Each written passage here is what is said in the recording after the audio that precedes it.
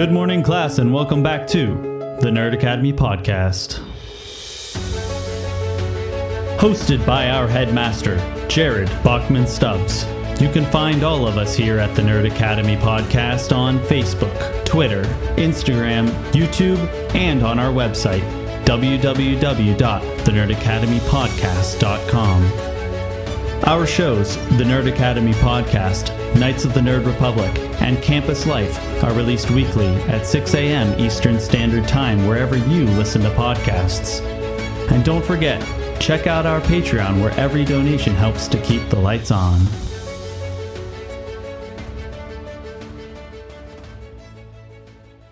Good morning, class, and welcome back to the Nerd Academy podcast. I'm your host, Jared the Dark Jedi Bachman Stubbs, and joining me today is Black Leader Travis Grossman.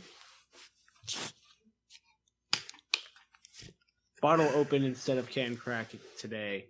I'd say again, but they haven't heard Campus Life yet. That was Knights. Look, man, it's been a long weekend. That was on Knights. They have heard it, and I'm still on bottles because Giant Eagle had a great sale, and I bought like 4 cases. There you go. Hell yeah. It's weird for me to imagine you inside of any other grocery mart. Well, it's funny because I knew about that sale, so I specifically went to Giant Eagle because it's still better than even my discount.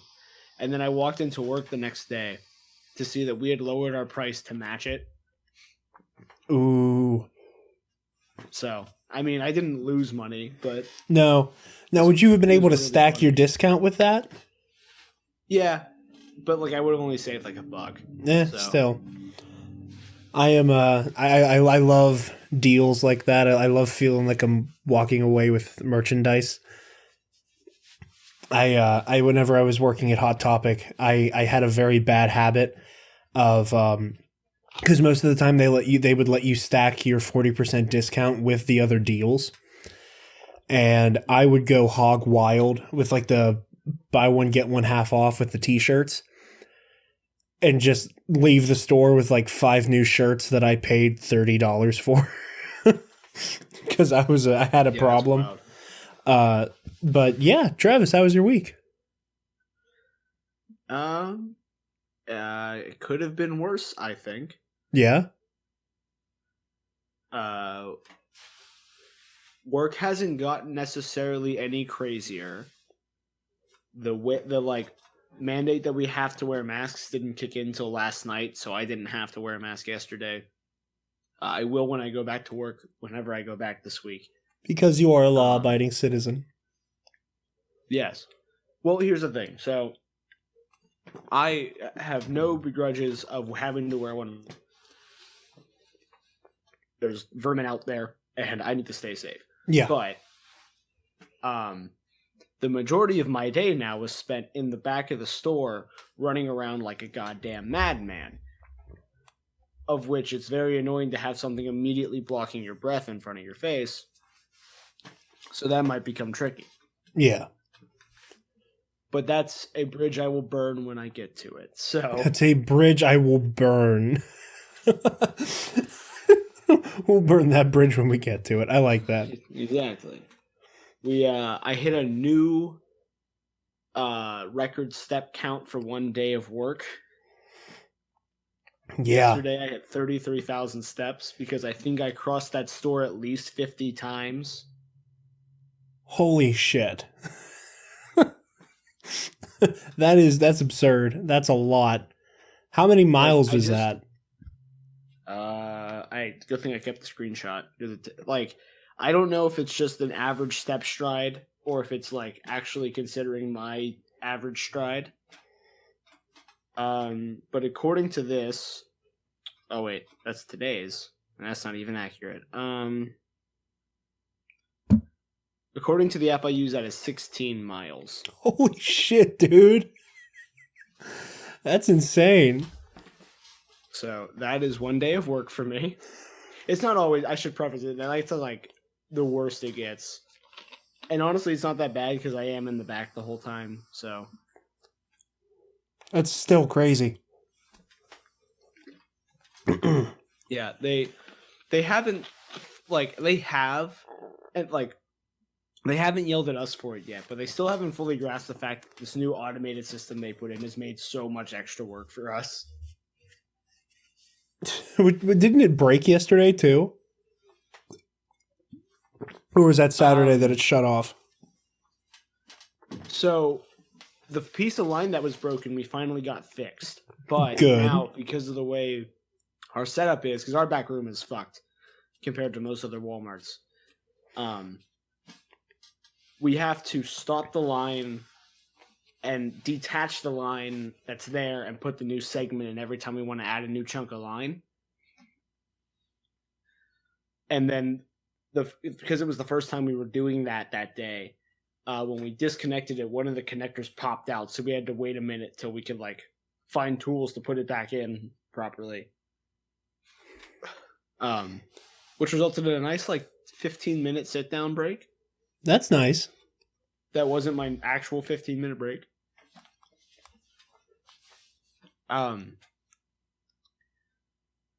Yeah, I have been routinely taking like my first paid 15 immediately into my lunch because of how long the trucks take now. I don't blame you for doing that. I would too. I would, yeah. That's just absurd. Just you need that time to just actually recoup. And you can't do that in 15 minutes, and 30 minutes is like just enough time to like take that breath, but immediately get back into the fight. So I think. Oh no, our lunches are an hour. Oh, your lunches are an hour. Oh shit, that's sweet. Yeah, so basically what happens is we finish the truck between like 5 and 5:30. I go and take my first 15. Depending on when I take it, I might run to the back room and start helping the down stack. Because, again, we can't dismantle pallets in the truck. It's just too much of a hassle. So we start with that. Then we take lunch at 6. Or if it's later, we take our first 15. And then I'm like, just walk out of the break room, clock out for lunch, and then go sit back down. So we take just an hour and 15. A well-deserved hour and 15 that you should be getting paid for with everything going on. But yeah, I'm a regular old communist with that sort of thing, so my opinion may not be valid. The new crazy things that happen is that, again, they only care about our break room for some reason. We're like, now, when this all started, they like tried to hide some of the chairs so we couldn't sit more than 2 at a table. That quickly fell to shit. And then now all the tables have been replaced with like the really long tables with a chair on either end, and they have hidden the chairs. They have hidden the chairs. And the so bourgeois. now we just like, it's so dumb. Like, we don't. I'm not worried about any of us getting sick. I'm worried about the people that are out walking around with a face mask as a yarmulke. But a surgical yarmulke, if you will. A surgical yarmulke. The other crazy thing is that our new line has an aux port that we're supposed to be able to plug music into to make the whole thing a little more bearable. Yeah, you mentioned that before, which I think is just a hilarious little addition to that apparatus. But wait, there's more. Oh. Apparently that's not what it's for, because playing music through it breaks the machine somehow, which we have a week's worth of evidence to say that it doesn't. But I just... how would that break it? That's a great question, Jared. That makes zero sense. What would that... What? I had my phone plugged in. My manager came back and said, you can't do that because it'll like cause the machine to screw up. You have to use our old radio, which was fine. I wasn't even mad because like I didn't get in trouble. She was just like, hey, like we shouldn't be doing that. And I was like, you're wrong. And we know you're wrong because we've been doing this for a week. But we know you're wrong, then? And you know you're wrong. Like, I don't get very curious about things. Like, if someone's like, object X is for purpose Y, and it's very clear that that's the case, I won't question it. But when something is clearly an object X for purpose Y, and then somebody of authority tells me that it's not actually for purpose Y, that's when the curious little bit in the back of my brain kicks in and goes, well, then what the fuck is it for? It's a surprise tool that will help us later. I need answers.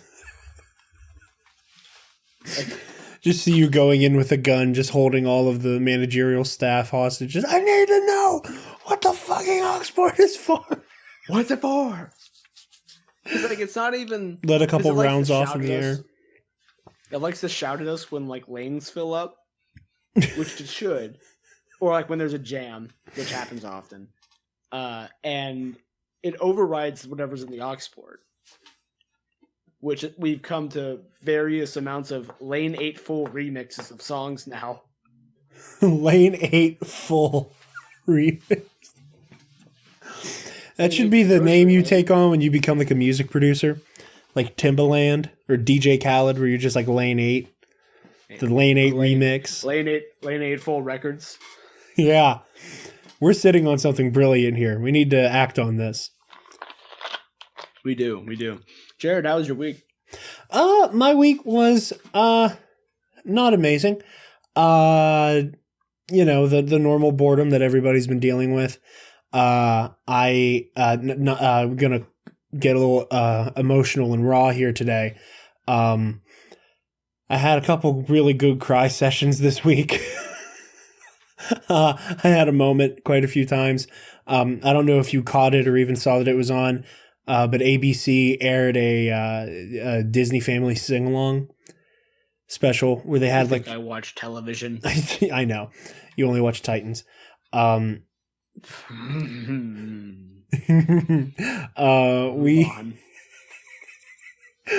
were watching it, and I was like snuggled up with Kira, and we were watching it and singing along and having a good time. And then and it was just all these celebrities singing Disney songs from home, naturally. And Christina Aguilera did a version of "Can You Feel the Love Tonight," and that song always like gets me in my feels. To reiterate something I said on Knights of the Nerd Republic this week, "When She Loved Me," it is a weapons grade feels song, and I will continue to use that phrase. But there's just something about that version that was sung that night that by Christina Aguilera, I was weeping. Like, I was hysterical. And like Kira's just looking at me. She's like, "Are you okay? Do you want me to mute the TV?" And I was like, "No, the song's just really pretty. This makes my heart happy." And I'm just sobbing watching this program that was meant for children her age, but here I am at 22 years old sobbing to "Can You Feel the Love Tonight?" And then I had a moment on Saturday night. Was it Saturday night? I can't remember. Whatever night they did that concert, the home concert that was on all three major networks, whether it was on CBS, NBC, and ABC. I had a moment, and I was thinking about the homies and how much I miss all of you fucking idiots. And then I had a good cry because I miss you all. But aside from that, as if you guys haven't listened to it yet, go back and listen to Knights of the Nerd Republic. We had a great episode. We had the Scotty and Jerry from the Bombad cast on.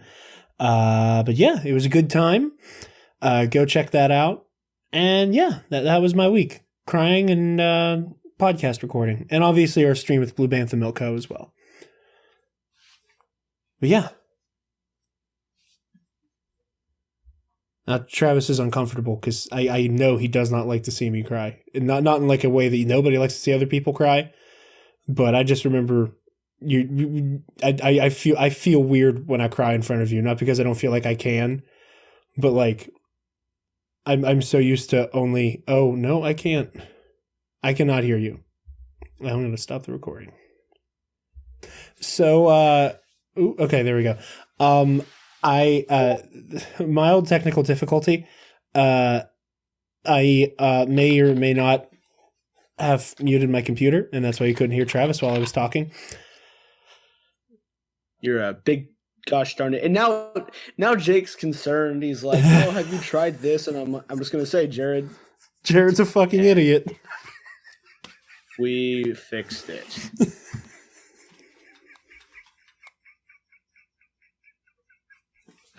What were you saying while I was I speaking love and I had you. you muted? I was just talking about how clear the like visual image to me of you crying and your little sister going, "Do you want me to mute the TV?" Like it just like it was my own memory. Oh my god! And this poor child, she has seen me get hysterical watching things so many times. I'm not embarrassed by the fact that my little sister has seen me cry. I'm embarrassed by the reasons. I Can you read what Jake just typed in the teacher's lounge? One moment. I'm gonna pull up Discord. Oh hell.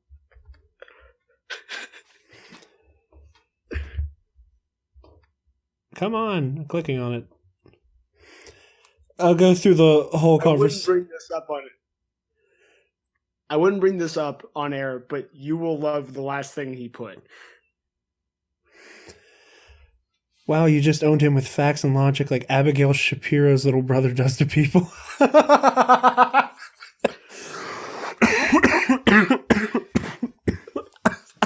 called him Abigail's little brother.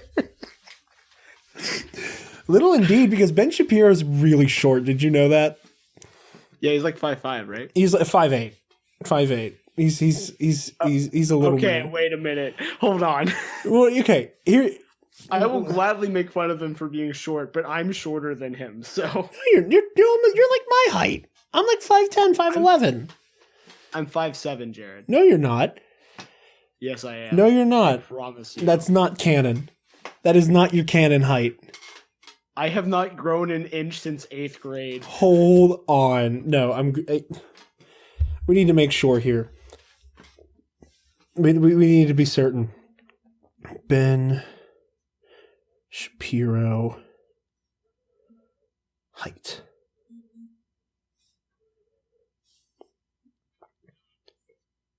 Okay, all right. This is why I got it wrong, because Ben Shapiro has lied about his height publicly. I love that this is a thing that we all know now. Ted Cruz is 5'8", but in a picture that Ben Shapiro took with Ted Cruz, No way. Despite the fact that Ben claims to be 5'9", Ben Shapiro or Ted Cruz is like a good head taller than Ben.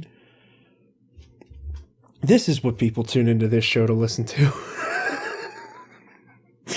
Hold on. Yeah, I make no qualms about the fact that I'm a shorter dude, but hold on, I'm putting this in the Discord.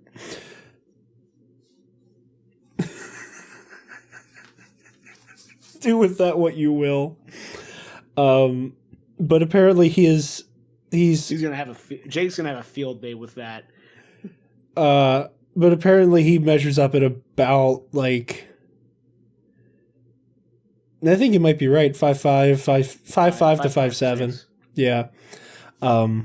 But little Ben Shapiro and his facts and logic. Anyway, now that we have made fun of me for not understanding how computers work, and Ben Shapiro for being a short little son of a bitch, do we want to talk about comic book movies? I suppose. I was going to say, you were quiet for too long, and I thought I'd hit the mute button again and got confused by it. Our first story here today is that Sam Rami has officially confirmed and announced that he is directing Doctor Strange in the Multiverse of Madness. I pull up this article here from The Wrap. We've known since February that Evil Dead... Get this ad out of here. I don't want your newsletter, damn it. We've known since February that Evil Dead and Spider-Man trilogy director Sam Rami will be helming Doctor Strange in the Multiverse of Madness, but until now, Rami hasn't confirmed the news publicly. But on Tuesday, speaking to Coming Soon, Rami did just that. It came up during a chat about Raimi's, which focuses on Spider-Man villain Dr. Octopus. In one scene, Daily Planet editor J. Jonah Jameson is trying to come up with snappy names for the villain, when one of his assistants suggests the name Doctor Strange. Jameson likes the idea, but notes that it's already taken, an Easter egg suggesting that Stephen Strange exists in the Spider-Man trilogy universe. Of course, Strange doesn't show up in Spider-Man 2, but it's a funny line nonetheless. About that, Raimi told Coming Soon, I loved Doctor Strange as a kid, but he was always after Spider-Man and Batman for me. He was probably at number 5 for me of comic book characters. He was still original, but when we had that moment in Spider-Man 2, I had no idea I would ever be making a Doctor Strange movie. So it was really funny to me that coincidentally that line was in the movie. I gotta say, I wish we had the foresight to know that I was going to be involved in the project. So yeah, we have official confirmation that Sam Rami is going to be heading up the Doctor Strange sequel. Again, like the article says, we've known for a good while that that would be the case after we lost Scott Derrickson due to the ever mysterious creative differences. But yeah, official confirmation finally. Travis, your thoughts? Yeah, Travis, your thoughts on this bad boy? I mean, it's great to see confirmation. It just like every time we talk about this, I get more and more curious because Raimi's so well known for practical effects. Yeah. Right. How does that incorporate into Doctor Strange? I really hope he does some really weird shit, man. I'm excited. Yeah, and I'm glad this is like an on paper thing now. You know, I don't know why, but like with stories like this, where like things are basically confirmed, like it's shit that we essentially know for a fact, but the studios and people involved haven't just outright said the words, "This is what is happening" yet. So it's nice that we can finally, you know, take the allegedlys and according to's off of a lot of the reporting around the Doctor Strange sequel. Trevi, you want to take up this next story? As has been the case on the Nerd Academy podcasts of late, technical difficulties have been aplenty. So this is the 5th time we've tried to do this pitch. Travis, would you like to talk about the Hulk now? If you can hear me. Ruffalo is I can hear you. Everything's fine for the time being. Give it 35 seconds and it won't be. Mark Ruffalo would like to be in She-Hulk, and he'd love to team up with Wolverine. There's not much else to this story other than the headline. Okay. We're going to keep trying to move along here. I don't know how to... Can you hear me? I can hear you. This is going to be another one of those episodes where we just spend the whole show just asking every 30 seconds if we're audible.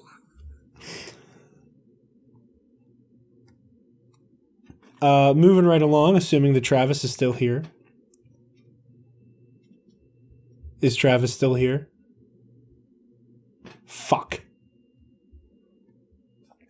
So, moving right along to our next story, either we will get through this episode or Travis and I are going to cry a lot by the end of this show. We have a huge helping of rumors coming out of the sequel to the Spider-Man video game.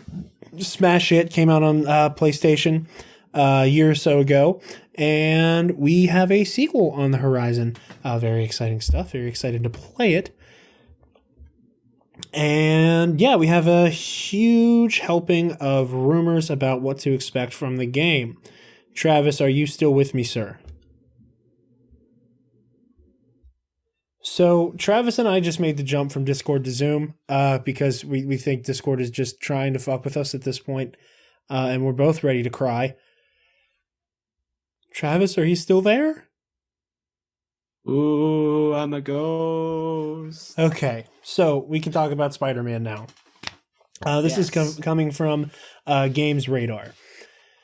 No, I don't want the latest notification news and updates from you. I just want to read your story. A new Spider-Man 2 rumor doing the rounds on Reddit claims that the sequel from Insomniac will be scheduled to release on PS5 next year. The Reddit post cites an anonymous source from within Insomniac Games and corroborates previous rumors that the Spider-Man PS4 sequel will take place shortly after the first game, set during the winter months, and expanding open world to include Queens and Brooklyn. There's a slight spoiler warning here in case you're not familiar with the first game, but why the fuck you'd be reading this if you didn't play that? According to the rumor, Harry Osborn, who was MIA for the duration of the first game, will play a major role in the sequel. In a new twist on the character, he will be the first host of the Venom symbiote. And we'll also be seeing Carnage and Mysterio. Miles Morales will be returning, and he will also be playable in certain sections of the game. However, Insomniac is unsure whether to let the players free roam as him, though the post assures that the idea hasn't been thrown out completely just yet. Lastly, the game's web swinging has been apparently been overhauled, featuring the new web chain mechanic, more responsive animations, and 3 different types of swinging modes: realistic, arcade, and hybrid. But yeah, the article also says to take all of this with a grain of salt, as is normally the case. But yeah, this is really interesting stuff. I also did see that apparently Eddie Brock will be in the game, but the Venom symbiote is going to start with Harry and then eventually go to Peter. And when Peter gets it, black suit variants of all of the costumes in the game is another thing that I've seen, that once you don the symbiote suit, that you can then mix the symbiote with the versions of the Spider-Man costumes that are in there. So, we might get to see like maybe what the Tom Holland suit would look like with the symbiote on it, stuff like that. Travis, your thoughts? This all greatly upsets me because it means I will have to buy a PS5 pretty early in its release cycle. Yeah. However, out of everything you said, why they'd overhaul the web swinging? I don't either. From what I've heard, because I've heard about the web swinging stuff before, is that they're trying to kind of fine tune it, and that they're like they recognize like this is the best the web swinging has ever been. Like, I don't think anybody would argue otherwise. That they're gonna try to like keep building on that, and like, okay, we did the best thing ever. Let's do the best thing ever, but more now. But yeah, that is very surprising to say the least, and I'm surprised that they're not going all in on the Green Goblin quite yet.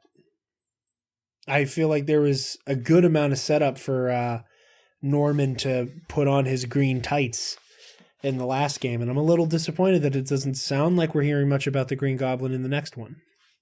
I could very easily see that, like, the second game's like cliffhanger scene is him like getting ready to be the Green Goblin. I hope so. He's the secret end villain of this game. Oh, in the same way where like everything's talking about Mr. Negative with the first one, and then boom, Doc Ock. Doc Ock, you're right.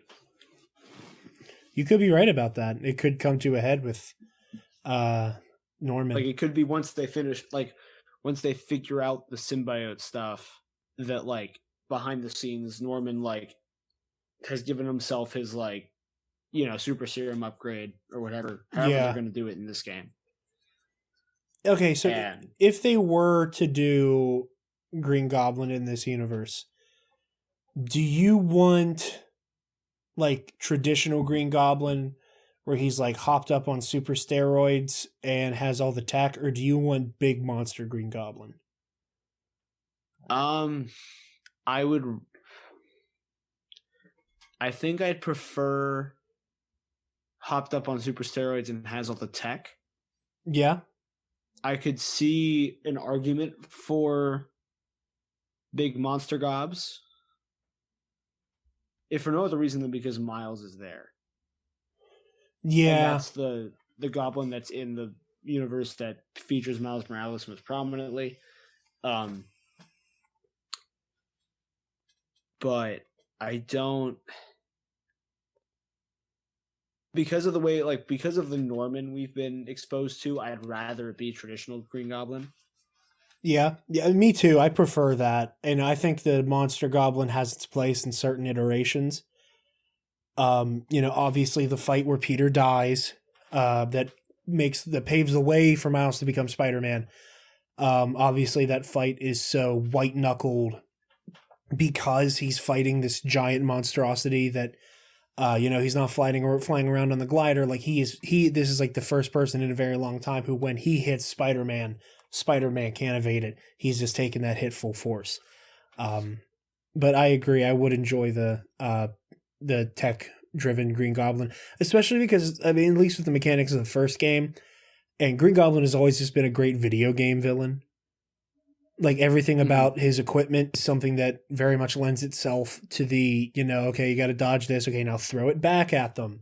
Now you got to, like, get up close to him while he's on the glider. There's a lot there that you can play with, especially with how well the in the first were kind of choreographed, and like there's a formula and a monotony to most boss fights in most games where there comes a point where it's just like, block, use this specific attack and then beat the piss out of them while they're stunned. Where especially with the Doc Ock fight, like, it's not really like that. There's an actual brawl there. That, yes, there are elements where you have to do certain things, like you have to web him up slowly. But the game's throwing so much at you during that fight where it feels not distracted by the fact that you just have to do one specific thing for a little bit, if that makes sense. Yeah, well, because like games like this in the Arkham series generally have a problem with boss fights because their combat isn't suited for it. Mm-hmm. Where there's like, out of 4 games in the Arkham series, there is maybe one actually good boss fight. I'm assuming you're referring to Deathstroke. I'm referring to Mr. Freeze. Oh yeah, that one's really good too. I like that one as well. Like, that one utilizes the Predator mechanics really well, and it's really it's not really challenging, but it can be. And like that concept of, as you progress in the fight, you can't spam a tactic. Yeah, Destro fight is fun. It's kind of the other version of that where it's really testing your combat skills. But then like everything else is either a way to set up a mini boss segment that will be recurring, like with the Titan fights. Yeah. Or just aren't like good. That's a fair critique. I think you're on to something there. And that's just a general critique. And while the boss fights in Spider-Man weren't exactly like, they tried at least. Yeah, I think the only boss fights first one that I was not super into were, it was whenever you had to fight both Electro and Vulture. That one's really weird. Yeah, because like there's nowhere for you to perch to like get your bearings. Yeah. And like the idea of having to stay airborne the whole fight is cool. The game doesn't put it in a place where that's like easy to do. I guess maybe that's the point. But like the first time I did the fight, I was very off put. Yeah. And it took me a while to get the hang of what was happening. Every other time I've done it, like butter. That doesn't make sense. But you get my point. Yeah. Like it was smooth. It was easier. Like I just understood what was happening. But the first time I did it, I was like, this makes no goddamn sense. Yeah. Yeah. And it's I think one of the things that's really difficult with it is like you have to, because you're trying to balance fighting them at the same time and you're in the air the whole time, like it's very jarring to have to switch your tactics. Like the Rhino and Scorpion fight is a little bit more manageable because at that point you're trying to play them against each other. I mean, not really. Like the actual fighting part of it is just, it's the same concept, only it's like a more controlled setting that the fight happens in. Yeah. So you don't have the extra. I think they should have been flipped. I think you should have had the Rhino Scorpion fight first, as this like you're fighting two bosses at once, and it's kind of jarring. But once you get one down, like you can figure each boss out separately, and then you just have to figure out which one you need to take down first, and then throw in the element of and now you're swinging the whole time. Yeah, I think you're right. I think that would make more sense. But yeah, fun stuff. I really can't wait for this next game. I wish they could have. I'm glad they're not rushing it. Obviously, like this length and production is how a great sequel gets made. It's how you get like the step up from Assassin's Creed 1 to Assassin's Creed 2, the step up from Arkham Asylum to Arkham City, right? Yeah. Like that time in between is so important. Yes. And I'm also glad that they are taking their time. I'm just so curious. I also, because apparently this is supposed to tie into the Avengers game. That they are in the same timeline, which is also interesting. And whenever the Avengers game comes out and we see what's going on with that, I'm very much looking forward to everything happening there. I don't know how I feel about that. Yeah, they're in the same universe. That's the first time I heard that. Yeah, they're in the same continuity. I don't like it. And anytime there's a shared continuity, I'm happy. Because I like when these characters can interact with each other, especially when they are portrayed so perfect. I agree with you that like having them all interact is fun, but I think tying things together that to be can become cumbersome. And like, I think it could detract from the story of either game. There's this feeling of like, and go play this other game to figure out what they're doing, versus like just having them show up. Like, I wouldn't have mind Clark showing up in an Arkham game, like actually showing up for a second. Yeah. It would have been jarring if there was another, like a Superman game that coincided with it, that you had to play both for the stories to make sense. And that's what I'm worried is going to happen. Because like Marvel kind of has done that with their movies and it works. And now that it's built up so much, like people just come to expect it might be like these little tidbits that you need to see other movies to understand. But like, as much as I am for the raising in price of a game, it's still kind of weird to be like, you have to pay $60 for this game and $60 for this game to understand the stories of both. And you might not like one of them, Yeah, I am hoping that they don't mesh that intensely. And I'm sure they won't at first. Yeah. They might get there eventually, but... And... I still don't think I'll be a fan of it, but that's speculation for another time. Yes, that it is. Travis, would you like to take this next story? I suppose. And this is why you don't get hazard pay. I don't think this is why I don't get hazard pay. I think it's because capitalism is a failing system. Anyway. Warner Brothers, much like Disney, has released the new release date slate of a bunch of their movies. For our purposes, we really only care about the DCEU movies, if we're still calling them that. Yeah. Whatever the fuck we call these. So, The Batman, starring Robert Pattinson and directed by Michael Reeves, will now release on October 1st, 2021, to make up for the time they've lost in production. The Flash has been moved forward a month.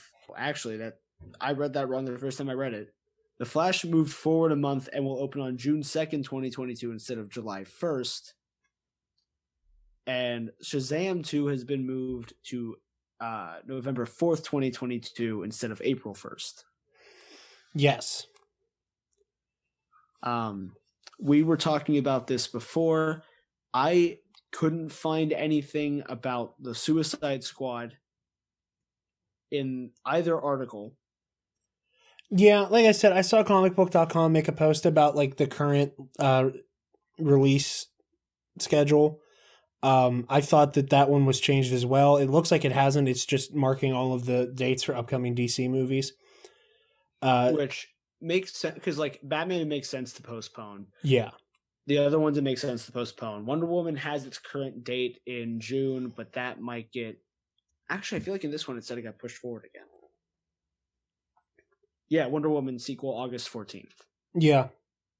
So that like makes sense to stay in place for now. If the Suicide Squad was was done shooting entirely, I could see them being like, and now we will do the post production as socially distanced as possible, and it won't cut our time at all. I think Suicide Squad is wrapped. Well, they had wrapped shooting before this all started. Yeah. I do know that.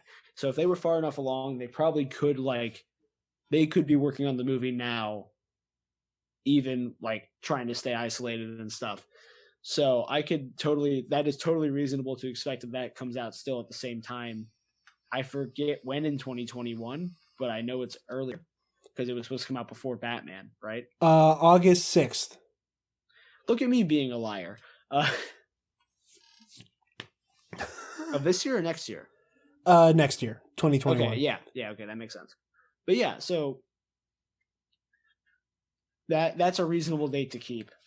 Right? And now I am definitely not getting Batman and Spider-Man in the same month. You are not. I am not. I get them in the same year. Maybe. Probably. Hopefully. Because I think Spider-Man only gets moved up to the fall slot. So, actually, there is a small chance, by a narrow window, you get them in the same month. Okay, I'll take that. I'll take that. Or at least within 30 days of each other. I will take 30 days. I will take within 30 days getting Spider-Man and Batman. I will be very happy with that if that's how that shakes out. But yeah, I think it's interesting that the Flash moved ahead of Captain Marvel. Because before, the way it stood, it would have been coming out the same month as Captain Marvel 2. Quit saying Captain.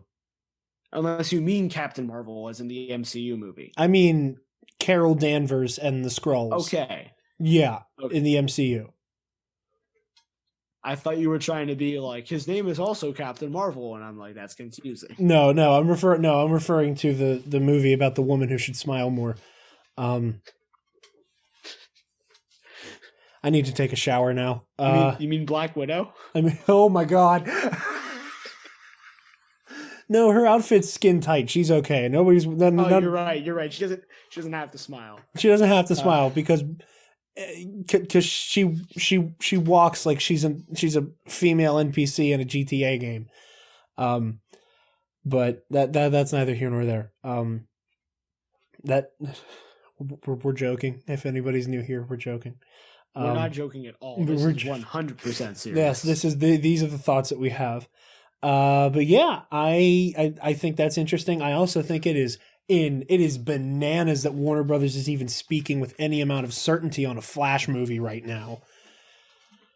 After the whole Ezra Miller dust up and the fact that like there's been no follow up on that at all. Like he attacked a person and then we just stopped talking about it. Like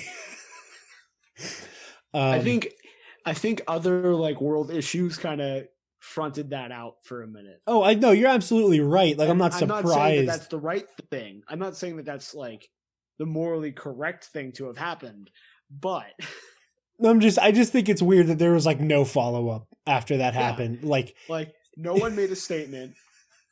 There were no like actual, as far as I know, he never got arrested. There were no actual charges. And now we just like, it's just done. Like we just don't talk about it. Well, I can't wait until this turns into a whole nother issue on June 3rd, 2022. That once that movie comes out, then there will be the cavalcade of think pieces about, yeah, we like superhero movies too, but he choked a person and then nobody said anything about it. Like he just attacked a woman. And we just left it there. And then that'll turn into a whole thing, and then there will be like a whole campaign about you must see The Flash because we hate the Me Too movement and women are mean. I just had the like worst possible thought, and it's not funny, but I laughed at it. Oh, please keep saying words. I was gonna say that maybe she should have smiled more. Oh, but yeah.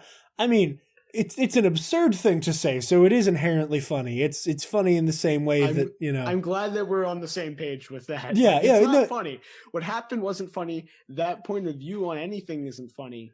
But like, You can't not laugh at it because it's butt fuck stupid.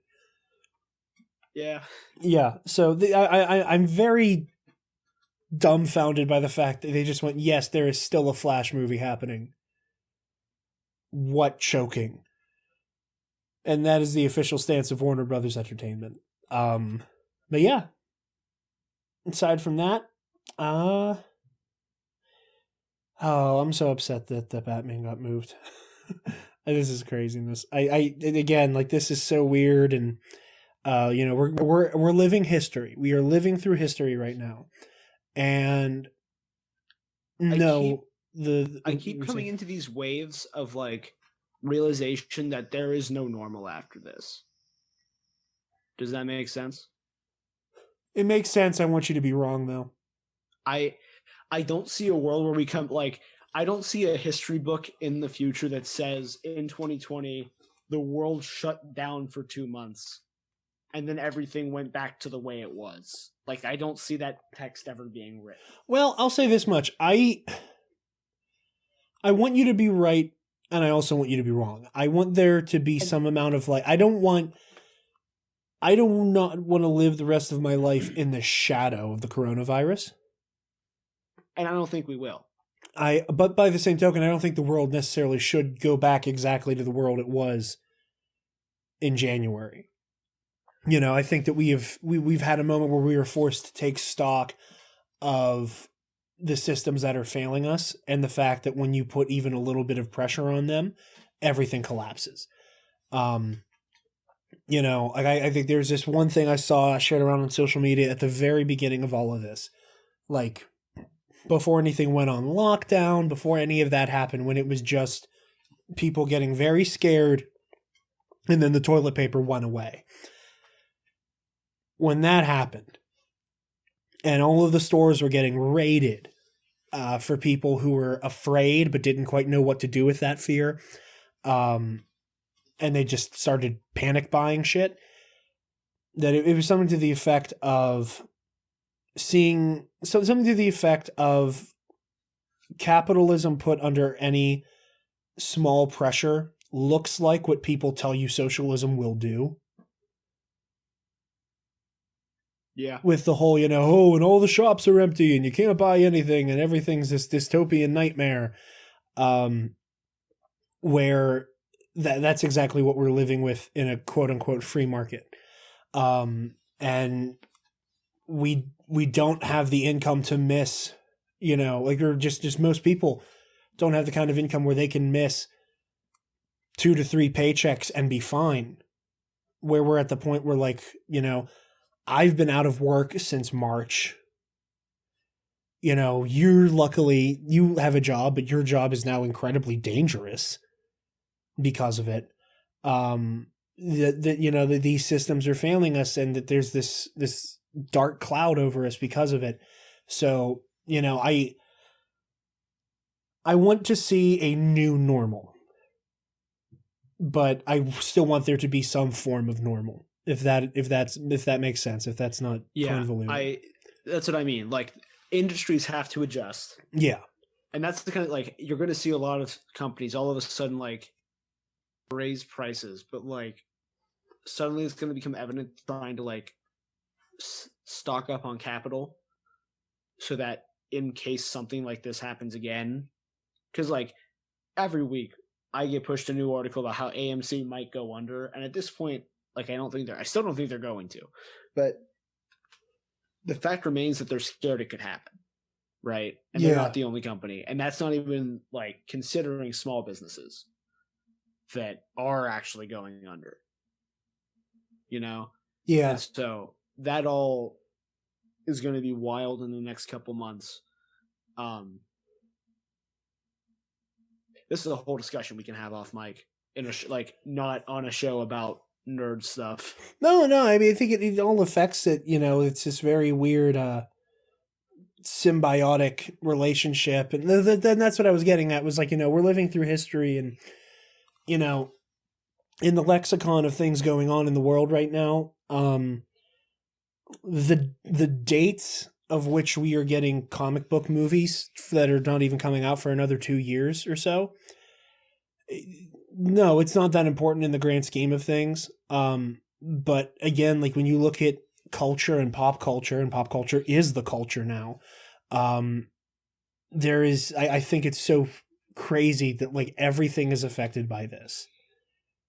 Every single thing on the planet has stopped turning. In the same way, we're like, and I know we're going to talk about Trolls World Tour again, because I can't let this fucking movie go. Like, that movie is going to be in film textbooks.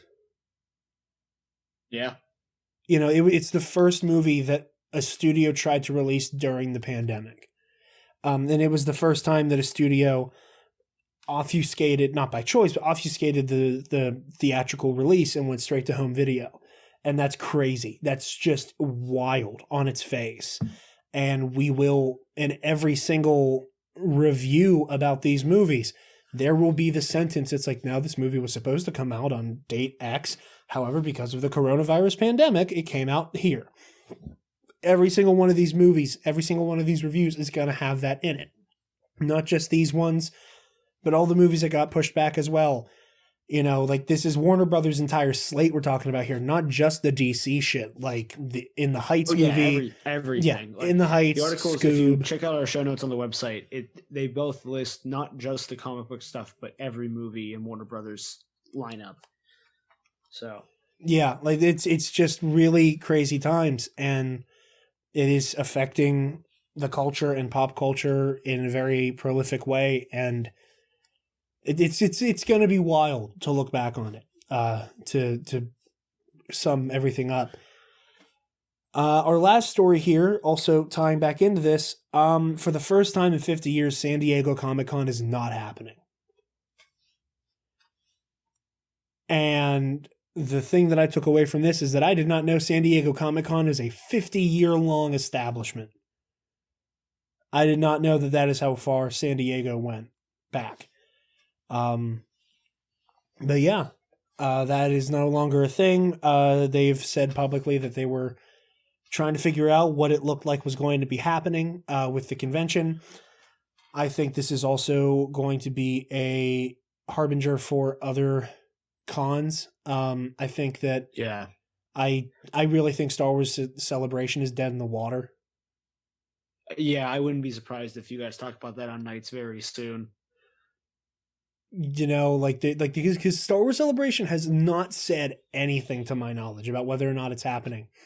And I think that this is going to be a really interesting, another interesting thing with the stuff that we cover, like this very specific niche beat that we have.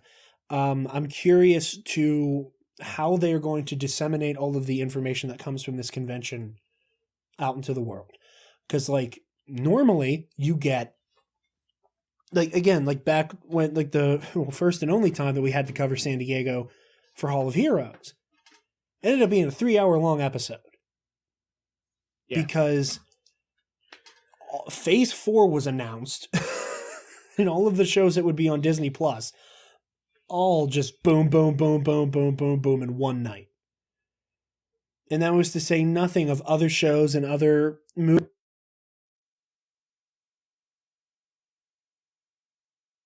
Period of things that all got announced.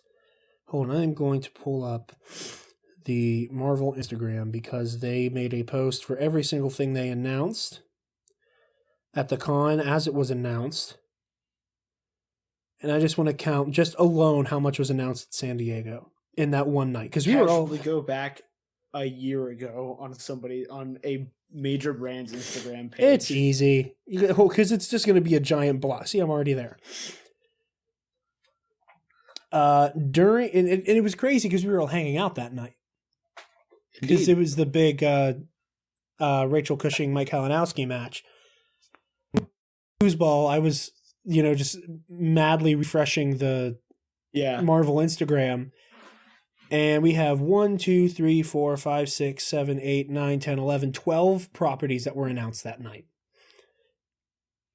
Eternals, Falcon and the Winter Soldier, Shang-Chi, WandaVision, Loki, Multiverse of Madness, What If, Hawkeye, Love and Thunder, Black Widow, and Blade. Black Widow was already in production at that point, but we knew it was coming, but they talked about it there and they showed that first trailer. All of that was announced in one night.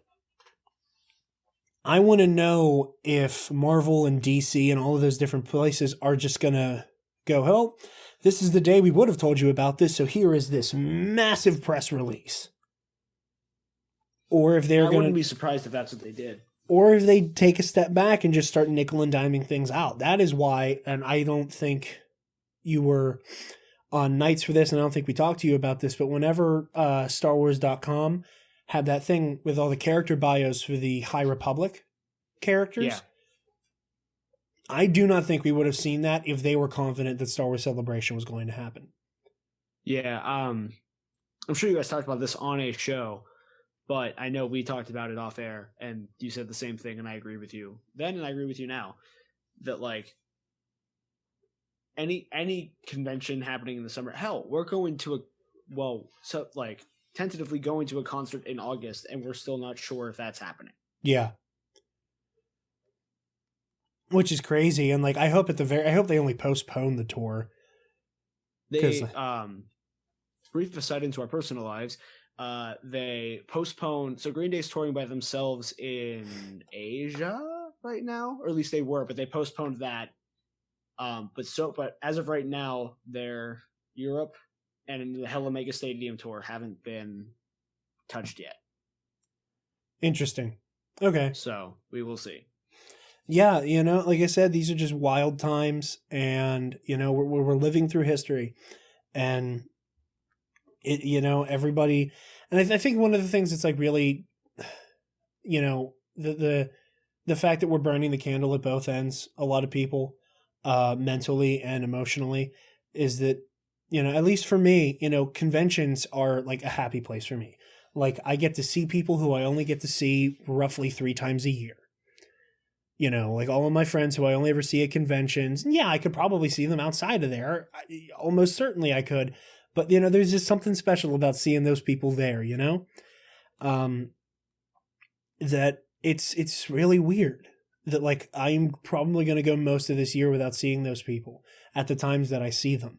And, like the world is just a different place. And I know there's probably a lot of people who like the highlight of their year is San Diego, or the highlight of their year is Celebration. And, for obvious reasons, they have to be canceled. I don't think either of us would say that it's bad that they made this decision. It's unfortunate, but it's the case. And, I'm sure there's a lot of people who are kind of like taking a deep sigh of hurt that, the happy places that they have are, being taken away for a year because of outside circumstances that are completely out of their control. But, when this ends, I think it'll make all of those things that we love doing and miss all the more special. And I wanted to end it on a high note there. So with that, Travis, where can the lovely people find you? They can find me on Twitter and on Instagram at Travis Political. That indeed they can. He says, waiting for me to pitch it back to him, which I will not do. And you guys can find me on Twitter and Instagram at DarkJedi2552. And you can also find the Nerd Academy podcast on Twitter, Instagram, Facebook, and YouTube. You can also find our website. I almost said web account. I don't know what the fuck that is. You can find our website. Our account on the web. Hello, fellow kids. www.thenerdacademypodcast.com, where you can also locate our Patreon. If you're feeling generous during these trying times, you can chuck in $1 and help us keep the lights on over here. We announced this on our live stream of the Blue Bantha Milk Co., and I will reiterate it here. in the realm of patron content, Spencer Simpson and I, the Mandalorian himself, are doing a Star Wars Versus series on Knights of the Nerd Republic. That the way we're going to treat that is that the patrons are going to see it first. What we're going to shoot to do is have a Versus every month. So the way we're going to... It would be relevant for us to pick a tier for that to happen in, which I don't think we have yet. We have not. I thought we talked about that off air. We talked about it. I don't think we came into a decision. Okay, we can hash that out once we're done here. But yeah, ideally we're going to have a Versus match for you guys once a month. That'll be lots of fun. Spencer and I have always wanted to do something like that. And those of you who listen to the show but aren't patrons, anytime that we need to put out a bonus episode, if we can't get together to record, or if there's not enough news or anything to talk about that would warrant recording, you guys will get the Versus series. So we're going to treat that like bonus pods for you guys, but monthly content for our patrons. But yeah, that is all. Thank you guys so much for listening. Stay safe out there, and class dismissed. Your homework is to eat the rich.